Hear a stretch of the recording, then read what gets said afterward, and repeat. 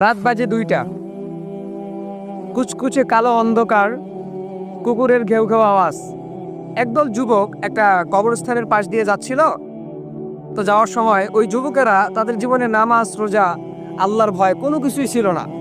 তারা শুধু মোবাইলের মধ্যে নাচ, গান, এরপর আপনার টিকটক, মেয়েদের ছবি, হারাম অশ্লীল কাজের মধ্যে তারা লিপ্ত থাকতো। তো একদল যুবক একদিন গ্রামের এক কবরস্থানের পাশ দিয়ে যাচ্ছিল।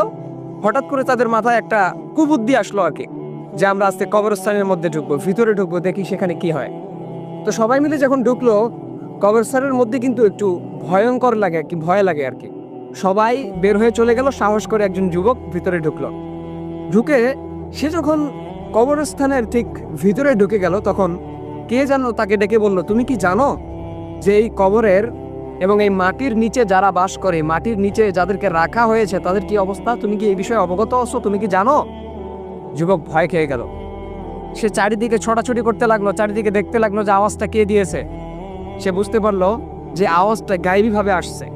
সে যখন বলল যে কে আওয়াজ দিচ্ছে, হঠাৎ করে একটা কবর থেকে সে দেখতে পেল, একটা কবর থেকে একজন লোক উঠলো, যার চেহারা নেই কিন্তু তার চক্ষুগুলো লাল বর্ণের ছিল।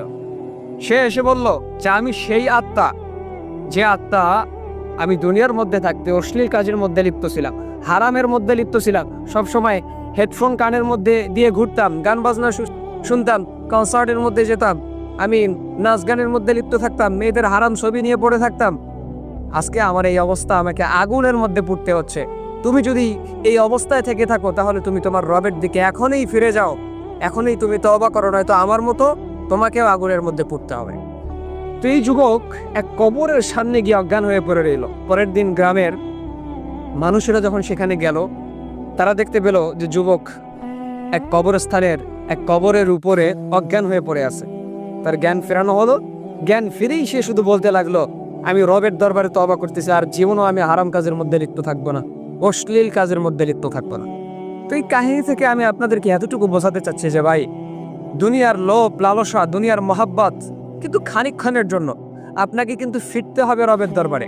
দুনিয়ার মৌজ মস্তি এটা খানিকক্ষণের জন্য, আখেরাত আপনার চিরস্থায়ী, সেটাকে নিয়ে আপনাকে ভাবতে হবে। আপনাকে ভাবতে হবে যে আপনি ফিরে যাবেন রবের দরবারে।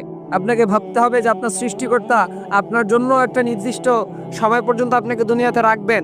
তো এই জন্য ভাই, এখনো সময় আছে আপনাদের যে রবের দরবারে ফিরে যান, তওবা করেন।